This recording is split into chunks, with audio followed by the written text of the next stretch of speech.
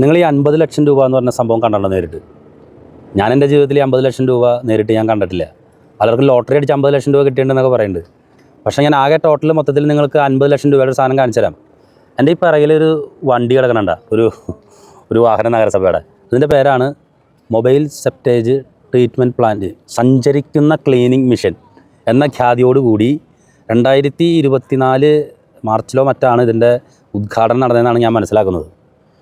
എന്താ കൊട്ടിഘോഷിക്കലായിരുന്നെന്നറിയോ? രാജ്യത്തെ തന്നെ സഞ്ചരിക്കുന്ന മൊബൈൽ സെപ്റ്റേജ് യൂണിറ്റാണ്. മന്ത്രി MP രാജേഷൻ പറഞ്ഞു ചാലക്കുടിയെ മാതൃകയാക്കും എന്ന് പറഞ്ഞ് ഇതെന്താ സംഭവം എന്നറിയോ? ഇത് ഒറ്റ ബുദ്ധിയിൽ പോയി പഠിച്ചു കൊണ്ടുവരേണ്ട സംഭവം അല്ലത്, കൂട്ടായ തീരുമാനങ്ങളിലൂടെ എടുക്കേണ്ട ഒരു സംഗതിയാണിത്. ഡിണ്ടുഗല്ലിൽ, തമിഴ്നാട്ടിലെ ഡിണ്ടുഗല്ലിൽ പോയി വിദഗ്ധമായിട്ട് പരിശോധിച്ച് സംഗതികളൊക്കെ കണ്ടതിന് ശേഷമാണ് ഇവിടെ ശുചിത്വ മിഷൻ്റെ ഭൗമ എൻവയോൺമെൻറ്റുമായിട്ട് ബന്ധപ്പെട്ട് ഈ സാധനം ഇവിടെ കൊണ്ടുവരുന്നത്. ഇതുമായി ബന്ധപ്പെട്ട് എന്തെങ്കിലും ഡോക്യുമെൻറ്റേഷനുകളോ അതല്ലെങ്കിൽ എന്തെങ്കിലും കരാറുകളോ എന്തെങ്കിലും സംഭവങ്ങളോ ഒന്നും ആദ്യ ഘട്ടത്തിൽ നഗരസഭ ഉണ്ടാക്കേണ്ടായിരുന്നില്ല. 50 ലക്ഷം രൂപ, 50 ലക്ഷം രൂപയ്ക്ക് കൊണ്ടുവന്ന മൊബൈൽ സെപ്റ്റേജ് ക്ലീനിങ് പ്ലാന്റുമായി ബന്ധപ്പെട്ട് അന്നത്തെ പ്രതിപക്ഷ നേതാവായിട്ടുള്ള CS സുരേഷ് ഒരു വിവരാവകാശ പത്രിക വെച്ചപ്പോഴേ ആകെ ക്ലീൻ ചെയ്തിട്ടുള്ളത് 27 സംഭവങ്ങളാണ്. അതിൽ നമ്മുടെ നോർത്തിലെയും സൗത്തിലേക്കുള്ള സേഫ്റ്റി ടാങ്കുകളും ക്ലീൻ ചെയ്തിട്ടുണ്ട്. ഇതാണ് ആകെ നടന്നിട്ടുള്ള സംഭവം. ഇനി ഇതൊരു അട്ടർ ഫെയിൽഡ് ആയിട്ടൊരു പരിപാടിയാണ്. ഞാൻ നേരത്തെ സൂചിപ്പിച്ച പോലെ ഒരു ശവപ്പെട്ടി വികസന മാതൃകയാണ് എൻ്റെ പിറകെ കിടക്കുന്നത്. 50 ലക്ഷം രൂപ കേട്ടോ, 50 ലക്ഷം രൂപ ഒരാളുടെ ഒറ്റബുദ്ധിക്ക് പോയി തുടങ്ങിയ ഒരു സംഭവമാണ്. എന്ത് കാര്യം ഉണ്ടായി? ഇത് ഞാൻ നേരിട്ട് ഇതിൻ്റെ ഒരു പ്രവർത്തനം കണ്ടിട്ടുള്ള. നമ്മൾ ദ്രാവക രൂപത്തിൽ കിടക്കുന്ന സംഭവം ഇതുകൊണ്ട് ക്ലീൻ ചെയ്യാനായിട്ട് എളുപ്പത്തിൽ സാധിക്കും. അതേസമയം കുറച്ച് ഖരരൂപത്തിലായിരിക്കുന്ന മാലിന്യങ്ങൾ കിടക്കുന്ന സേഫ്റ്റി ടാങ്കിൽ നിന്നും ഇത് ക്ലീൻ ചെയ്യാനായിട്ട് ബുദ്ധിമുട്ടുകളുണ്ട്. ഇവരാദ്യം പറഞ്ഞത് കട്ടയായിട്ടൊക്കെ വരുന്നതാണ്. കട്ടയല്ല, കട്ടപ്പുറത്തിരിക്കേണ്ട ഇപ്പോൾ സംഭവം, അല്ലാണ്ട് വേറെ പ്രത്യേകിച്ചൊന്നുമില്ല. ഇങ്ങനെ ഓരോ അശാസ്ത്രീയമായിട്ടുള്ള വികസന മാതൃകകൾ നമ്മൾ ഏതെങ്കിലും ഒരു വിഷയത്തെപ്പറ്റി പഠിച്ചിട്ട് വേണ്ട കൊണ്ടുവരാൻ. അല്ലാണ്ട് നമ്മൾ കുറേ ചാനലുകാരെ കൊണ്ടുപോയി നിർത്തിയിട്ട് എനിക്ക് ഏതാണ്ട് വലിയ വിവരം ഉണ്ടെന്ന് പറഞ്ഞ് പൊട്ടത്തരങ്ങൾ കൊണ്ട് മാതൃകയാക്കിയിട്ട് എന്ത് കാര്യം?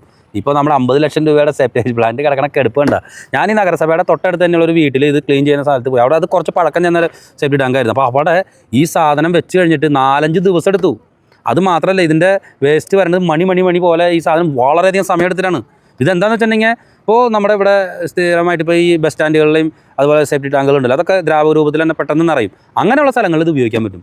അല്ലെങ്കിൽ ഈ പറഞ്ഞ സാധനം ചാലുവാണെങ്കിൽ നമ്മുടെ ഈ നഗരസഭയുടെ എല്ലാ വീടുകളിലേക്കും ഇത് നിറഞ്ഞ ഈ സംഭവങ്ങൾ യൂസ് ചെയ്യേണ്ടതല്ലേ?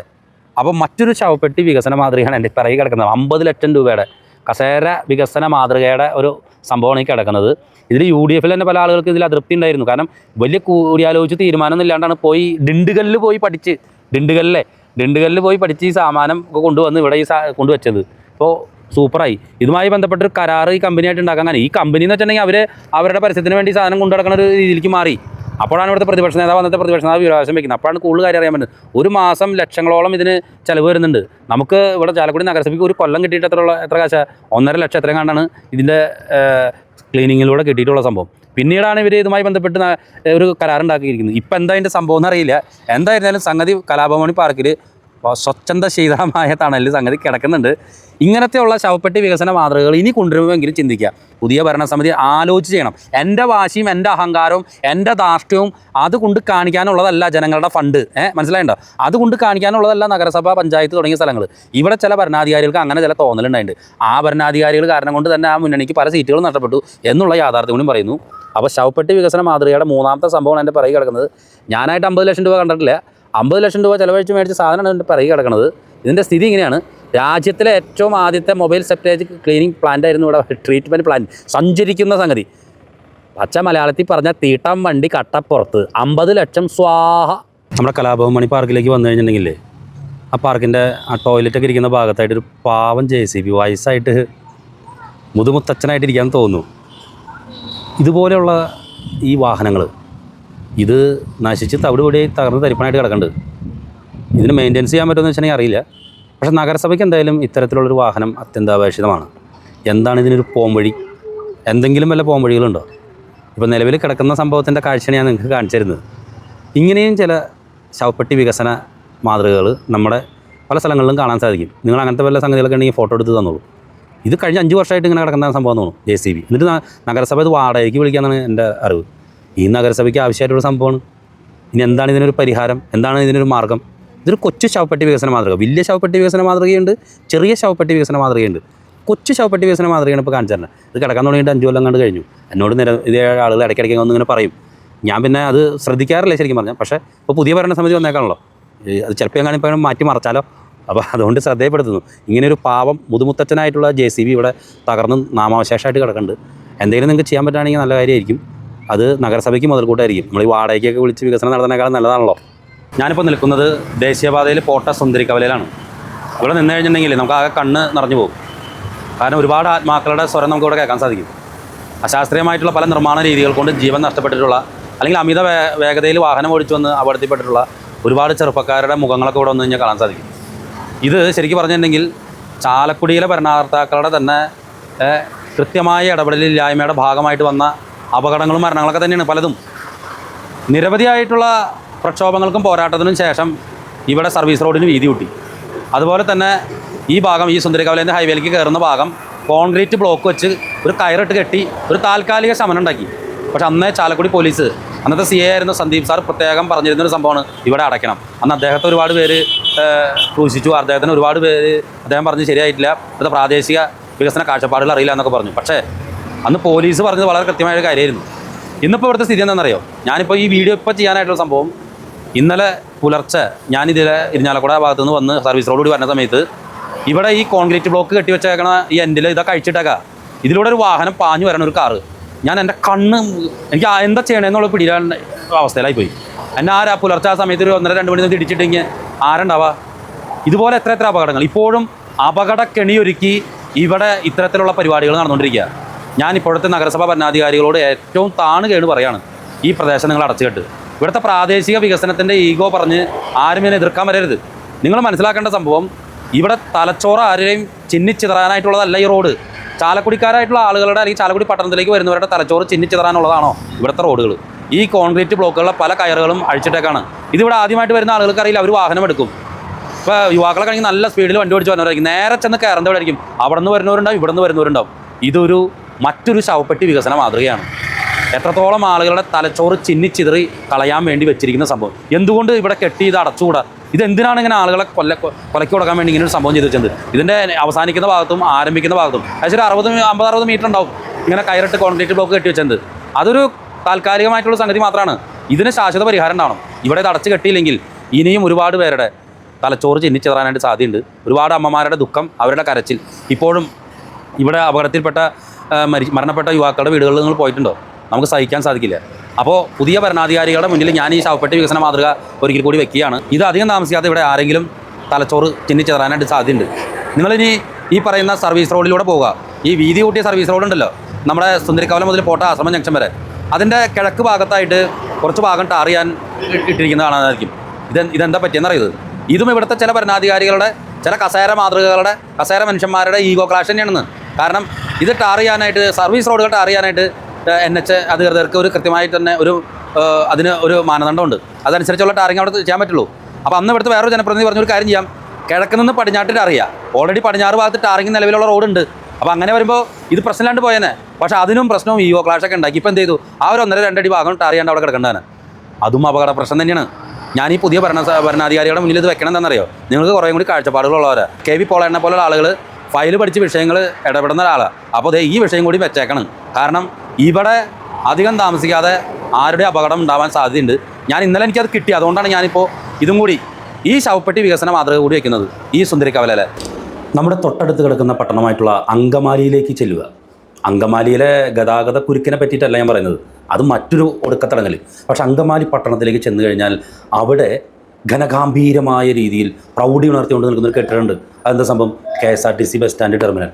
ജോസ് തെറ്റേൽ എന്ന് പറയുന്ന അവിടുത്തെ നമ്മുടെ പഴയ മന്ത്രിയുടെ അവിടെ ക്ഷീണ പ്രയത്നത്തിൻ്റെ ഫലമായിട്ടുണ്ടായ സംഭവമാണ് ആ ടെർമിനൽ. അതിൻ്റെ ഒരു മനോഹാരിതയും പകിട്ട് നിങ്ങൾ കണ്ടിട്ടുണ്ടോ? ഏതാണ്ട് എത്ര കെട്ടിടങ്ങൾ, എത്ര വ്യാപാര സമുച്ചയങ്ങൾ അങ്കമാലി വന്നാലും അതിൻ്റെ ഒരു പകിട്ട് വേറെ. ചാലക്കുടി സൗത്ത് ജംഗ്ഷനിലേക്ക് നിങ്ങൾ വന്നേ, അവിടെയും അതുപോലെ തന്നെ ഒരു കെട്ടിടമുണ്ട്. ചാലക്കുടി നഗരസഭയുടെ സൗത്ത് ബസ് സ്റ്റാൻഡ് കോംപ്ലക്സും ബസ് സ്റ്റാൻഡ് അടങ്ങുന്ന സംഭവം. നിങ്ങൾക്ക് അതിൻ്റെ ഉള്ളിലേക്ക് പോയി നോക്കിയിട്ടുണ്ടോ? അതിൻ്റെ ഫസ്റ്റ് ഫ്ലോറിൽ തൊട്ട് അങ്ങോട്ട് മുകളിലേക്ക് കയറി കഴിഞ്ഞിട്ടുണ്ടെങ്കിൽ എപ്പോഴാണ് ഇത് ഇടിഞ്ഞ് വീണതെന്ന് പറയാൻ പറ്റില്ല. എന്താണ് ഇതിൻ്റെ സംഭവം? ഇതിൻ്റെ സംഭവം എന്ന് പറഞ്ഞു കഴിഞ്ഞിട്ടുണ്ടെങ്കിൽ 1980 ഈ ബസ് സ്റ്റാൻഡിൻ്റെ ശിലാസ്ഥാപനം നിർവഹിച്ചത്. ഏകദേശം ഇപ്പോൾ 45 വർഷം കഴിഞ്ഞു. അതിനുശേഷം അതിൻ്റെ 80 ശിലാസ്ഥാപനം വെച്ച് 83 ഈ കോംപ്ലക്സിൻ്റെ ഉദ്ഘാടനം കഴിയുന്നത്. ഇതിൻ്റെ പ്രശ്നം എന്താണെന്ന് വെച്ചിട്ടുണ്ടെങ്കിൽ ഞാൻ ശരിക്കും പറഞ്ഞിട്ടുണ്ടെങ്കിൽ ഇതിൻ്റെ നിർമ്മാതാക്കളെ കൈയടിച്ച് പ്രോത്സാഹിപ്പിക്കും. കാരണം ഇത്രയും നാളായിട്ടും ഈ അവസാന 2024 തൊട്ടാണ് ഇതിൻ്റെ ചോർച്ചയും സംഭവങ്ങളൊക്കെ ആരംഭിക്കുന്നത്. അതിൻ്റെ പ്രധാനപ്പെട്ട കാരണം എന്ന് പറഞ്ഞിട്ടുണ്ടെങ്കിൽ അതിൻ്റെ മുകൾ ഭാഗത്ത് മേൽക്കൂര ഇല്ലാത്ത എന്നതാണ് ഏറ്റവും വലിയൊരു സംഭവം. അതിൻ്റെ മുകളിൽ മേൽക്കൂര പണിത് കഴിഞ്ഞിട്ടുണ്ടെങ്കിൽ ഈ പറയുന്ന ചോർച്ചയ്ക്ക് ഒരു പ്രശ്നപരിഹാരമാവും എന്നാണ് വ്യാപാരികൾ പറയുന്നത്. പക്ഷേ എന്നെ സംബന്ധിച്ചിടത്തോളം ഞാൻ വിഭാവനം കാണുന്നത് ചാലക്കുടി പട്ടണത്തിൽ ഇതുപോലെ പ്രൗഢിയാർന്ന ഗരിമയാർന്ന ചാലക്കുടിയുടെ വ്യാപാരികളുടെയും ചാലക്കുടി പട്ടണത്തിൻ്റെയും ഒരു പ്രൗഢിയാർന്ന ഒരു സ്തംഭം, അതിന് നഗരസഭാ ഭരണാധികാരി ഇപ്പോഴേ അതിന് ഒരു വിഭാവനം ചെയ്യുന്ന മനോഹരമായ ഒരു ഡിസൈനിങ് സംഭവം, ഒരു പുതിയ ബിൽഡിങ് ഉയർത്തേണ്ട സംഭവമാണ്. അത് എപ്പോൾ വരുമെന്നല്ല, അതിനൊരു ബദൽ മാതൃക വേണ്ടേ. ഇപ്പോഴത്തെ കെട്ടിടത്തിലേക്ക് നിങ്ങൾ പോവുക, സിമെൻ്റ് ഇടുക, ഓരോ ഭാഗത്തും അടർന്ന് വീഴുന്ന ഭാഗത്ത് കമ്പിയൊക്കെ വളഞ്ഞ് നിങ്ങളിത് കാണുന്ന കാഴ്ച ഞാൻ ഇപ്പോൾ എടുത്ത സംഭവങ്ങളാണെന്ന്. ഓരോ ഭാഗങ്ങളിലും സിമെൻറ്റ് അടയ്ക്കാൻ മുകളിൽ അത് അടച്ച് സിമെൻറ്റ് കുത്തിവെക്കുക, ഒരു മാസം കഴിഞ്ഞ് വീണ്ടും അത് നിലത്ത് കിടക്കും. യാത്രക്കാരുടെ മേത്തേക്കാണ് വീഴുന്നത്. അതുമാത്രമല്ല, ഇവിടുത്തെ നമ്മുടെ ഹാൻഡെക്സ് കെട്ടിടമുണ്ടല്ലോ, നിങ്ങൾ ആ കെട്ടിടത്തിൻ്റെ അകത്തേക്ക് ഇല്ലേ, അവിടുത്തെ ആ പോളി എന്ന് പറഞ്ഞ ചേട്ടൻ, അയാളിന് എൻ്റെ കൈയും കാലും പിടിച്ച് കരയാനില്ല എന്ന് മാത്രമേ ഉള്ളൂ. അത്രമാത്രം അതിൻ്റെ ഉള്ളിൽ വസ്ത്രങ്ങൾ അവിടെ നശിച്ചു പോയിട്ടുണ്ട്. ഈ വെള്ളം ചോർന്നിട്ടാണ് പല സ്ഥലങ്ങളിലും. ഇപ്പോൾ നീലിമ ഹോട്ടലിൽ പണ്ട് ഇതുപോലെ ചുമരംകോട് വെള്ളം ഇറങ്ങുന്ന സംഭവം ഉണ്ടായിരുന്നു. അങ്ങനെ പല കെട്ടിട വ്യാപാരികൾക്കും ഇത് വലിയ ബുദ്ധിമുട്ടാണ്. അപ്പോൾ ഒന്നുകിൽ ഈ സംഭവം ഈ പറയുന്ന കെട്ടിടത്തിൻ്റെ മുകളിൽ മേൽക്കൂര ചെയ്യുക, രണ്ടാമത് ഇതിൻ്റെ സ്ട്രെങ്ത്ത് ഒരു സ്റ്റഡി നല്ല ആളുകളെ കൊണ്ടുവന്ന്, ചില ആൾക്കാർ പ്രത്യേകമായിട്ടുള്ള പഠനം മുന്നേ കുറേ പ്രാവശ്യം നടത്തിയിട്ടുണ്ട്. അങ്ങനത്തെ പഠനമല്ല ഉദ്ദേശിച്ചത്, കൃത്യമായിട്ടുള്ളൊരു പഠനം നടത്തി നമുക്കും നമ്മുടെ അഭിമാനകരമായിട്ടുള്ള പ്രൗഢി ഉണർത്തുന്ന ഈ ചാലക്കുടി പട്ടണത്തിന് ഉതകുന്ന രീതിയിലുള്ള ഒരു കെട്ടിടം നഗരസഭയ്ക്ക് വിഭാവനം ചെയ്യാം. അത് ഈ നഗരസഭയുടെ ഭരണസമിതി കാലഘട്ടത്തിൽ വന്നില്ലെങ്കിലും ഏതെങ്കിലും കാലഘട്ടത്തിൽ വരട്ടെ. എന്തായാലും അങ്ങനെ ഒരു ചിന്ത വേണം. ഇപ്പോൾ നിൽക്കുന്ന ഈ കെട്ടിടം ഒരു ശവപ്പെട്ടി വികസനമായിട്ട് മാറിക്കൊണ്ടിരിക്കുകയാണ്. ശവപ്പെട്ടി വികസനത്തിൻ്റെ അവസാനത്തെ ഒരു മാതൃകയാണ് ഞാനിപ്പോൾ കാണിച്ചു തരുന്നത്. ഇത് മാത്രമല്ല, ഇനി ഈ ബസ് സ്റ്റാൻഡിൻ്റെ തൊട്ട് മുന്നിൽ കൂടെ ഒരു തോട് പോകുന്നുണ്ട്. ഞാൻ പറയുന്നത് നമ്മളുടെ ഇവിടുത്തെ മാറി മാറി വരുന്ന ചെയർമാൻമാർ, MP, MLA എല്ലാവരും വന്നു. ഈ തോട്ടിക്കൂടെ വെള്ളം എവിടേക്ക് പോകുന്നുണ്ടോ, എന്താ സംഭവം? ഇതിൻ്റെ തൊട്ടടുത്തുള്ള ഹോട്ടലുകളിൽ നിന്നൊക്കെ ഉള്ള മാലിന്യങ്ങളും മറ്റും ഈ തോട്ടിലേക്ക് തള്ളി ഹൗസിംഗ് ബോർഡ് അടക്കമുള്ള സ്ഥലങ്ങളിലേക്ക് ഇതിൻ്റെ വെള്ളം വന്ന് അവിടെ ഡോക്ടർമാർക്ക് ഇരിക്കാൻ പറ്റാതെ അവർ സമരത്തിന് ഇറങ്ങി.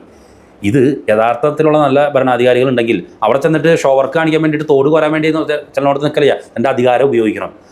ഇപ്പോഴും ആ അവസ്ഥയാണ്, ആ തോടിൻ്റെ അവസ്ഥ നിങ്ങൾ നോക്കൂ. ഇപ്പോഴും ഈ പട്ടണത്തിൻ്റെ ഏറ്റവും ഹൃദയഭാഗമായിട്ടുള്ള സൗത്ത് ജംഗ്ഷനിൽ ഇപ്പോഴും ഇത് കീറാമുട്ടി പ്രശ്നമായിട്ട് ഈ തോട് നിൽക്കുക. ഇതൊക്കെ പുതിയ ഭരണാധികാരികളുടെ മുന്നിൽ വയ്ക്കുകയാണ്. നിങ്ങൾ ഇപ്പോൾ അങ്ങോട്ട് സ്വിച്ച് ഇട്ട് കഴിഞ്ഞാൽ ലൈറ്റ് കത്തുന്നല്ല ഞാൻ പറഞ്ഞത്. പക്ഷേ ഓരോന്നും വിഷയങ്ങൾ നിങ്ങൾ പഠിക്കണം. ഇതിൽ KV പോളേട്ടനുണ്ട്, ആലിസ് ഷിബു ഉണ്ട്, ഒരുപാട് പ്രാവശ്യം നഗരസഭ കൗൺസിലർമാരായിട്ടുള്ള ആളുകളൊക്കെയാണ് നിങ്ങൾ ഈ വിഷയങ്ങൾ പഠിക്കണം. ഞാൻ പറഞ്ഞില്ലേ, വെടക്കാക്കി നിൽക്കുന്ന വടക്കൻ ബസ് സ്റ്റാൻഡ്, അതുപോലെ തന്നെ ചാലക്കുടി അടിപ്പാത, അത് കഴിഞ്ഞ് നമ്മൾ തിരിച്ച് വരുമ്പോൾ 50 ലക്ഷം രൂപയുടെ തീട്ടംവണ്ടി വികസനം, പിന്നെ സൗത്ത് ജംഗ്ഷനിൽ നിൽക്കുന്ന സംഭവം, ഗതാഗത കുരുക്ക്. പ്രിയപ്പെട്ട ഭരണാധികാരികളെ, 2025-30 എന്ന് പറഞ്ഞ 5 വർഷത്തിൽ നിങ്ങൾക്ക് ഭരിക്കാൻ കിട്ടുന്നത് ചിലപ്പോൾ 2 വർഷമായിരിക്കാം. പക്ഷേ നിങ്ങൾ കൃത്യമായി വിഷയങ്ങൾ പഠിക്കണം. നിങ്ങളെ തിരഞ്ഞെടുത്തിരിക്കുന്ന ഇവിടുത്തെ ജനങ്ങളാണ്. ഈ ചാലക്കുടി പട്ടണം കേരളത്തിലെ തന്നെ ഏറ്റവും മനോഹരമായ പട്ടണമാക്കാൻ നിങ്ങൾ ഇടപെട്ടാൽ ജനം നിങ്ങളുടെ കൂടെ നിൽക്കും. അല്ലെങ്കിൽ വെറും ഷോ ഓഫ് ജനപ്രതിനിധികളായിട്ട് മാറും, വെറും കസേര മനുഷ്യന്മാരായിട്ട് മാറുക തന്നെ ചെയ്യും. അങ്ങനെ ഉണ്ടായിട്ട് യാതൊരുവിധ കാര്യമില്ല. ഈ ശവപ്പെട്ടി വികസന മാതൃകകൾ ഇനിയും ധാരാളം ചാലക്കുടിയിലുണ്ട്. അതിലേക്കുള്ള കടന്നുപോക്ക് ഞാൻ വീണ്ടും നടത്തുകയാണ്. ഇപ്പോൾ നിലവിൽ കാണിച്ചിട്ടിരിക്കുന്നത് വളരെ പ്രധാനപ്പെട്ട ചില സംഭവങ്ങളാണ്. പ്രതീക്ഷിക്കുന്നു ഇതിൽ എന്തെങ്കിലും ഇടപെടൽ ഉണ്ടാകുമെന്ന്. നന്ദി, നമസ്കാരം.